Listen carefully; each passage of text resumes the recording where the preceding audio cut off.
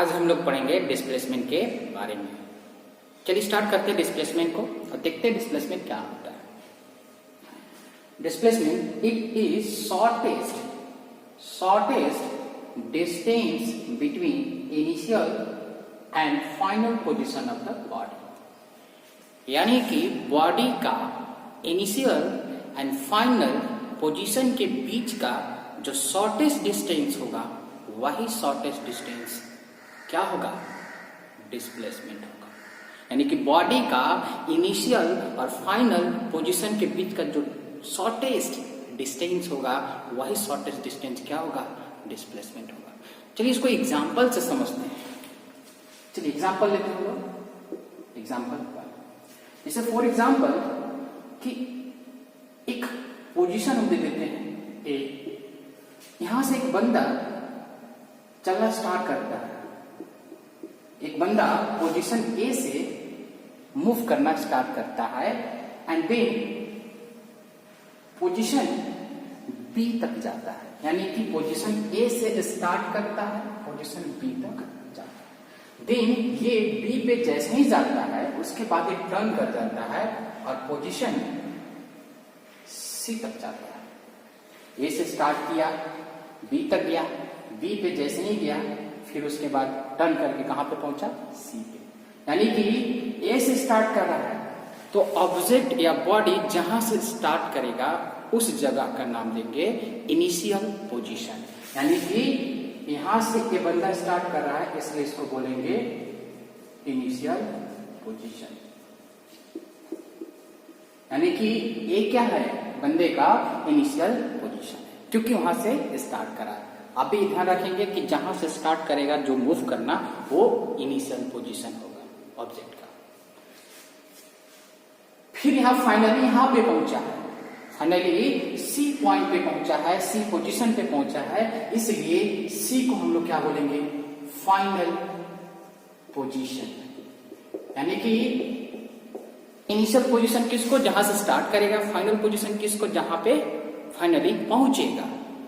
बात समझ गए, इनिशियल फाइनल। अब देखिए ये इनिशियल पोजीशन है और ये फाइनल पोजीशन है। अब बताइए इनिशियल और फाइनल के बीच में सबसे शॉर्टेस्ट लेंथ कौन सा होगा, सबसे शॉर्टेस्ट डिस्टेंस कौन सा होगा। ये वाला तो सबसे हमें बड़ा लग रहा है, ये गया इधर फिर ये गया इधर, ये तो लंबा हो गया। हमें शॉर्टेस्ट चाहिए तो लोग क्या करता है ना, शॉर्टकट मारता है। जैसे मान लीजिए कि हम यहाँ से दिल्ली गए, घर गए, फिर घूम के गली में गए, फिर घूम के गली में गए, और एक बंदा क्या किया कि सीधा शॉर्टकट मार दिया, सीधा पहुंच गया। शॉर्टकट मतलब सबसे छोटा रास्ता, शॉर्टकट का मतलब सबसे छोटा रास्ता। अब बताइए ना, ए यानी इनिशियल और फाइनल यानी कि सी के बीच में सबसे छोटा रास्ता कौन सा होगा। तो आप क्या करेंगे, स्मार्ट बनते हुए एक सीधा लाइन ऐसे बना देंगे। अब देखिए एक तो सी तक जाने के लिए ए से एक रास्ता ये है और एक रास्ता ये वाला है, तो बताइए शॉर्टकट कौन सा है, ये वाला है कि नहीं। यानी कि ये वाला सी तक पहुंचने के लिए सबसे छोटा रास्ता है। अब छोटा रास्ता है तो छोटा डिस्टेंस भी होगा, शॉर्ट रास्ता है तो शॉर्ट डिस्टेंस भी होगा। यानी कि ए सी यानी कि ये वाला जो आपका जो दिख रहा है डिस्टेंस, यही डिस्टेंस क्या होगा, शॉर्टेस्ट डिस्टेंस। क्या होगा, शॉर्टेस्ट डिस्टेंस। यानी कि ए सी क्या है यहाँ पे, शॉर्टेस्ट डिस्टेंस है। क्या है, शॉर्टेस्ट। और ए बी सी क्या है, लॉन्गेस्ट है। मतलब ए से सी तक जाने के लिए ए सी क्या है, शॉर्टेस्ट डिस्टेंस है, ए बी सी ये लॉन्गेस्ट डिस्टेंस है। बात समझ रहे हैं। तो बताइए इनिशियल और फाइनल पोजीशन के बीच में शॉर्टेस्ट डिस्टेंस कौन सा है, ए सी, और शॉर्टेस्ट डिस्टेंस को ही हम लोग क्या बोलते हैं, डिस्प्लेसमेंट। देयरफॉर ए सी ही क्या होगा, डिस्प्लेसमेंट। क्या होगा, डिस्प्लेसमेंट। यानी कि यही ए सी क्या होगा, डिस्प्लेसमेंट। यही वाला डिस्टेंस क्या होगा, डिस्प्लेसमेंट।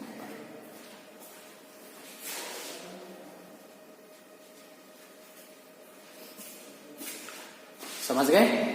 मतलब AC जो है ये वाला लेंथ, यही क्या होगा, यही डिस्टेंस क्या होगा, डिस्प्लेसमेंट होगा, क्योंकि यही शॉर्टेस्ट है इनिशियल और फाइनल के बीच का। एक और एग्जांपल लेते हैं और क्लियर होगा।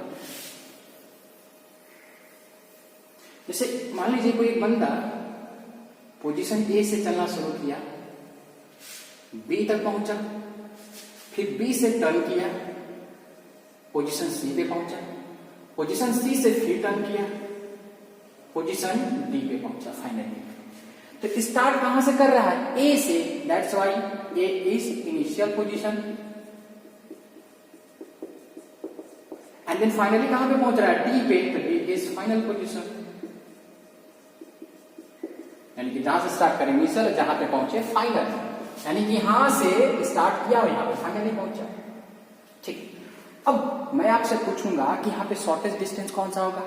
तो एक तो A B C D ये लॉन्गेस्ट डिस्टेंस हो गया, बड़ा वाला डिस्टेंस हो गया, बट शॉर्टकट यानी शॉर्टेज, तो आप क्या करेंगे, एकदम सीधा एक सीधा स्ट्रेट मिला देंगे। तो ये आपका जो AB दिख रहा है, AD, यही क्या है, शॉर्टेस्ट डिस्टेंस, यानी कि AD क्या है, यहाँ पे शॉर्टेस्ट डिस्टेंस है। और शॉर्टेस्ट डिस्टेंस को ही हम लोग क्या बोलते हैं, डिस्प्लेसमेंट बोलते हैं। यानी कि AD इस केस में क्या है, डिस्प्लेसमेंट है। AD क्या है, डिस्प्लेसमेंट है। कोई दिक्कत? चलिए एक छोटा सा एग्जांपल, जैसे फॉर एग्जांपल एक बंदा यहां से चलता है, यानी कि इनिशियल पोजीशन ही हो गया, जहां से स्टार्ट करे इनिशियल, बार बार बोल रहा हूं, एंड देन ये कुछ इस तरह से चलता है और फाइनली बी पे पहुंचता है। मतलब बी पे पहुंचा थे कौन सा पोजीशन, फाइनल पोजीशन। ए से स्टार्ट किया इनिशियल, एंड देन इस रास्ते से चल कर गया और कहां पे पहुंचा, बी पे, तो फाइनल पोजीशन। अब इस केस में हमको शॉर्टकट रास्ता बताना, तो बताइए ना, ये बंदा इधर घूम घूम के गया, बड़ा लंबा सफर किया। अब किसी ने क्या किया कि ए से बी तक जाने के लिए एकदम छोटा रास्ता चुन लिया, देखिए ये वाला रास्ता। अब बताइए ये वाला बड़ा है कि ये वाला बड़ा है, अब कौन सा ये बड़ा है, छोटा कौन सा है, ये वाला, तो छोटा है यानी कि शॉर्टेस्ट, तो शॉर्टेस्ट डिस्टेंस। यानी कि इस केस में ये वाला ए बी क्या है, डिस्प्लेसमेंट है। आई थिंक डिस्प्लेसमेंट समझ में आ गया। चलिए, यानी कि डिस्प्लेसमेंट क्या होता है, सिंपल होता है कि पोजीशन यानी कि ऑब्जेक्ट का या बॉडी का इनिशियल और फाइनल पोजीशन के बीच का जो शॉर्टेस्ट डिस्टेंस होता है, वही डिस्टेंस को हम लोग डिस्प्लेसमेंट करते हैं। ऑब्जेक्ट का इनिशियल फाइनल के बीच में जो शॉर्टेस्ट डिस्टेंस होता है उसी को डिस्प्लेसमेंट करते हैं। आगे देखते हैं हम लोग, यूनिट ऑफ डिस्प्लेसमेंट। देखिए यूनिट ऑफ डिस्प्लेसमेंट में क्या है, अच्छा एक ध्यान से सोचिए कि डिस्प्लेसमेंट भी क्या है, डिस्टेंस है, बट ये शॉर्टेस्ट डिस्टेंस है इनिशियल और फाइनल के बीच का।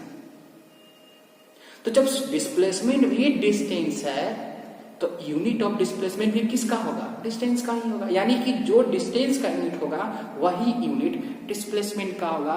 क्यों? क्योंकि डिस्प्लेसमेंट भी डिस्टेंस है शॉर्टेस्ट पर है तो डिस्टेंस ही ना, इसलिए डिस्प्लेसमेंट का यूनिट डिस्टेंस का ही यूनिट लेंगे। यानी कि unit of displacement is displacement is same as the unit of distance because of displacement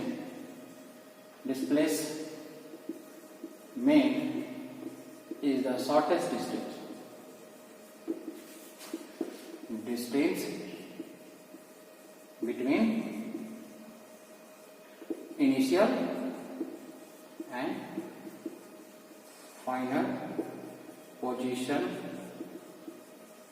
the body. यानी कि यूनिट ऑफ डिस्टेंस क्या होगा, अरे डिस्प्लेसमेंट क्या होगा, जो डिस्टेंस का यूनिट होगा। क्यों? क्योंकि डिस्प्लेसमेंट क्या है, शॉर्टेस्ट डिस्टेंस है। तो जब डिस्टेंस है तो डिस्टेंस का ही नहीं यूनिट लेंगे। यानी कि जैसे अगर मैं आपसे पूछूं कि ऐसा यूनिट ऑफ डिस्प्लेसमेंट क्या होगा, तो आप सीधा बोल देंगे डिस्टेंस वाला। अब डिस्टेंस का यूनिट अगर आपको याद नहीं है तो ये आपका गलती है। यानी कि अगर ऐसा यूनिट इसका बात करें तो क्या होगा, मीटर। क्यों मीटर? क्योंकि मीटर ऐसा यूनिट किसका होता है, डिस्टेंस का, इसलिए इसका।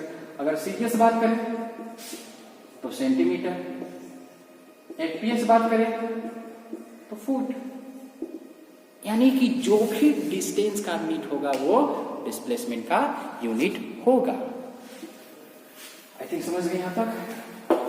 चलिए अब सबसे इंपॉर्टेंट बात करने जा रहे हैं, जो आप लोग ध्यान से सुनेंगे, जो आपको बार बार आएगा आगे के चैप्टर में। ये सब कुछ बार बार आएगा क्योंकि ये चैप्टर आपके लिए बेसिक भी है। क्योंकि आगे के चैप्टर में, यहाँ अभी जो भी पढ़ेंगे चैप्टर में, आपके आगे वाले चैप्टर में आपको यूज करना पड़ सकता है। इसलिए हर चीज को आप अच्छे से पढ़ेंगे। जैसे मान लीजिए हम यहाँ पे बताने जा रहे हैं कि डिस्प्लेसमेंट जो होता है इज अ वेक्टर क्वांटिटी होता है। कौन सा क्वांटिटी? वेक्टर क्वांटिटी होता है। लेकिन यहाँ पे ध्यान से सुनेंगे आप लोग कि डिस्प्लेसमेंट वेक्टर क्वांटिटी होता है। अभी वेक्टर क्वांटिटी क्या होता है सर, लास्ट क्लास में बताया था स्केलर क्वांटिटी होता है डिस्टेंस। बात समझ रहे ना? यानी कि देखिए हमारे पास फिजिकल क्वांटिटी बहुत सारा होगा, बट कुछ फिजिकल क्वांटिटी स्केलर होंगे, कुछ वेक्टर होंगे। कुछ फिजिकल क्वांटिटी स्केलर होंगे, कुछ वेक्टर होंगे। जैसे हमने लास्ट क्लास में बताया था कि डिस्टेंस क्या होता है, स्केलर क्वांटिटी होता है। बट आज मैं बोल रहा हूं कि डिस्प्लेसमेंट क्या होता है, वेक्टर क्वांटिटी होता है। अब ये आपको मैं बताना चाह रहा हूं कि वेक्टर क्वांटिटी किसको कहेंगे, स्केलर क्वांटिटी किसको कहेंगे। क्योंकि ये बार बार जब आने वाला है तो क्यों ना हम इसको थोड़ा सा अच्छे से देख लें कि स्केलर क्वांटिटी किसको कहेंगे, वेक्टर क्वांटिटी किसको कहेंगे। चलिए थोड़ा सा यही हम लोग देखते हैं। तो फिलहाल मैं ये देखना चाहता हूं कि वेक्टर क्वांटिटी हम लोग किसको कहेंगे, वेक्टर क्वांटिटी किसको कहेंगे। यानी कि हमारे पास कुछ फिजिकल क्वांटिटी है, उस फिजिकल क्वांटिटी में से कौन सा वेक्टर क्वांटिटी होगा। आप कैसे पहचानेंगे उसको कि ये वेक्टर क्वांटिटी है, ये स्केलर क्वांटिटी है। तो उसके लिए आपके पास कुछ आइडिया होना चाहिए। वही मैं आपको आइडिया दे रहा हूं पहचानने के लिए कि फिजिकल क्वांटिटी में से ये कौन सा क्वांटिटी स्केलर है या वेक्टर है। अगर मान लीजिए वेक्टर क्वांटिटी है तो वेक्टर क्वांटिटी के लिए कंडीशन है, कंडीशन नंबर 1 कि उस क्वांटिटी के पास मैग्नीट्यूड होना चाहिए। क्या होना चाहिए, मैग्नीट्यूड। सेकेंड नंबर डायरेक्शन होना चाहिए, मतलब उस क्वांटिटी के पास मैग्नीट्यूड होना चाहिए, दूसरा डायरेक्शन होना चाहिए। And then third one is very important कि ओबे करना चाहिए, obey the parallelogram law of addition. यानी कि हम किसी भी फिजिकल क्वांटिटी को वेक्टर क्वांटिटी कब कहेंगे, जब उस क्वांटिटी के पास मैग्नीट्यूड होगा, डायरेक्शन होगा और वो quantity parallelogram law of addition यानी कि वेक्टर एडिशन को ओबे करता हो। यानी कि parallelogram law of vector addition को ओबे करता हो। फिर से रिपीट, कोई भी फिजिकल क्वांटिटी को वेक्टर क्वांटिटी कब बोलेंगे, जब उसके पास मैग्नीट्यूड हो, दूसरा डायरेक्शन हो और वो ओबे करता हो, फॉलो करता हो parallelogram law of vector addition. ये समझ में आएगा, इसको थोड़ा दिक्कत होगा बट इसको मैं कोशिश करूंगा कि आपको अच्छे से समझ में आए। आप अच्छे से देखेंगे तो समझ में आ जाएगा। अब देखिए इसको वन बाय वन समझते हैं कि मैग्नीट्यूड, डायरेक्शन और obey the parallelogram law of vector addition. यानी किसी भी क्वांटिटी के पास, फिजिकल क्वांटिटी के पास अगर 3 चीजें ये है तो वो वेक्टर क्वांटिटी होगा। अब चलिए हम लोग ये देखते हैं कि डिस्प्लेसमेंट के पास क्या ये तीनों कंडीशन है। अगर तीनों कंडीशन होगा तो वेक्टर क्वांटिटी होगा। चलिए चेक करते हैं इसको।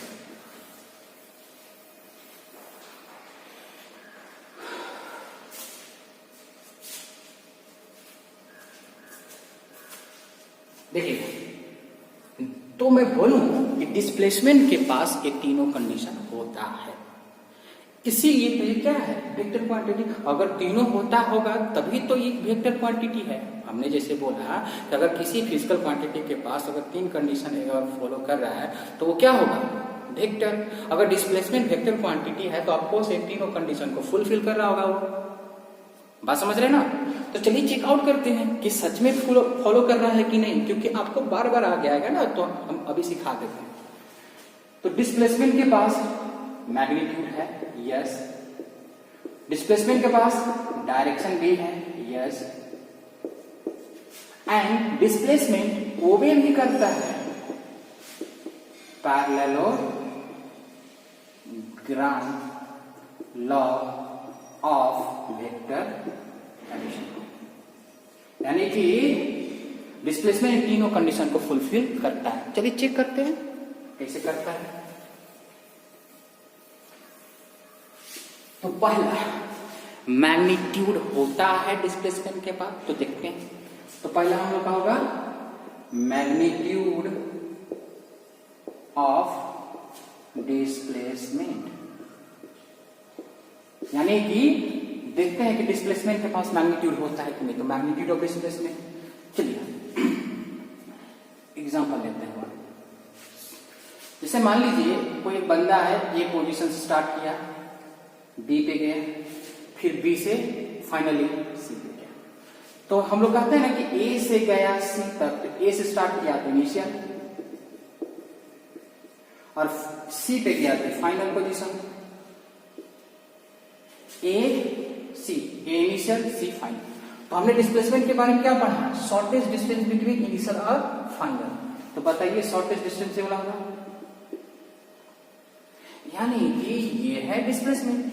तो मैग्नीट्यूड ऑफ डिस्प्लेसमेंट का मतलब क्या है कि ये जो हमने बनाया है लाइन, इसी लाइन का जो डिस्टेंस होगा यानी लेंथ, यानी कि यहां से यहां तक का जो लेंथ होगा वही लेंथ होगा मैग्नीट्यूड ऑफ डिस्प्लेसमेंट।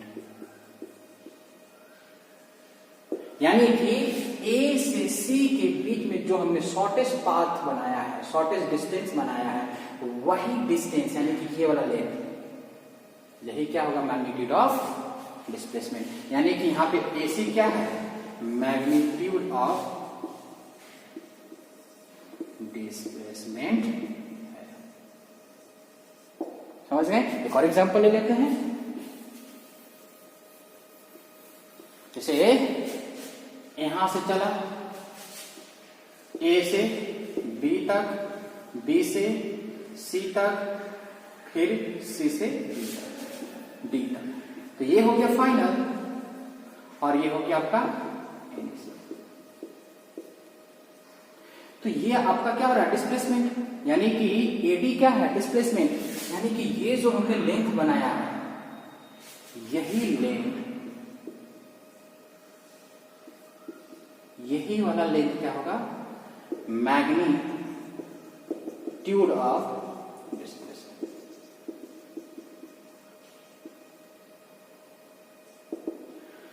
डिस्प्लेसमेंट यानी कि यहां पे एडी क्या है, मैग्नीट्यूड ऑफ डिस्प्लेसमेंट।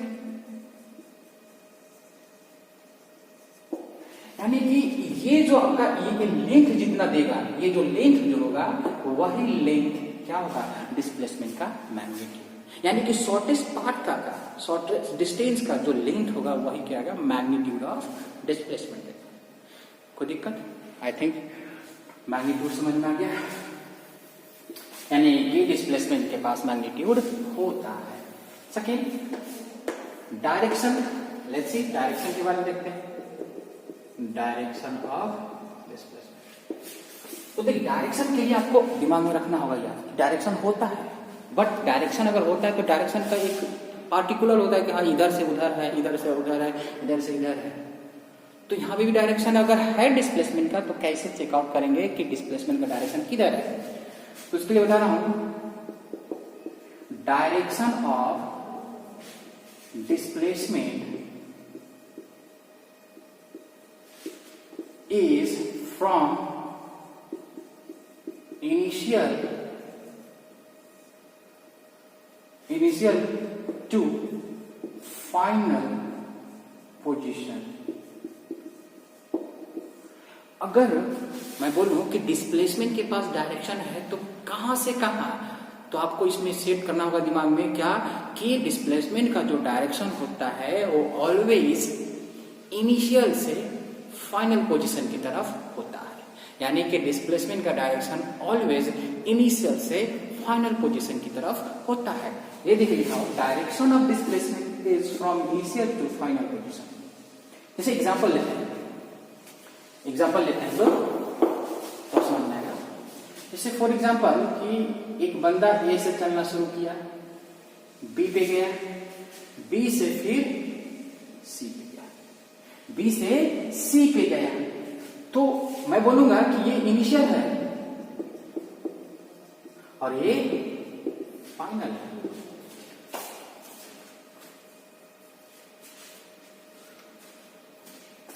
यानी कि ये क्या है, इनिशियल और सी क्या है, फाइनल है। तो ए और सी के बीच का जो शॉर्टेस्ट डिस्टेंस होता है उसको क्या बोलते हैं हम लोग, डिस्प्लेसमेंट, या बोल सकते हैं मैग्नीट्यूड ऑफ डिस्प्लेसमेंट। यानी कि ए और सी के बीच का जो डिस्टेंस है वो क्या है, magnitude of displacement. But direction initial से फाइनल की तरफ, यानी कि इनिशियल यहां पे है तो इस डिस्प्लेसमेंट का डायरेक्शन किधर होगा, इनिशियल से फाइनल की तरफ। इधर से इनिशियल से फाइनल की तरफ। देखिए हमने कैसे दिखाया, ये देखिए, देख रहे ना कैसे दिखाए। अगर आपको दिखाना है तो आप क्या करेंगे, फाइनल पोजीशन पर एरो का साइन बना देंगे। किसका, एरो का। एक और एग्जांपल लेते हैं, जैसे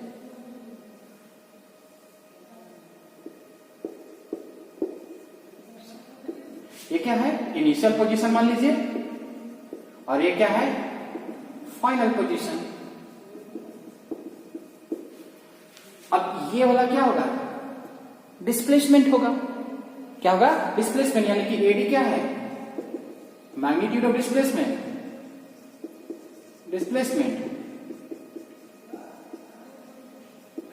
बट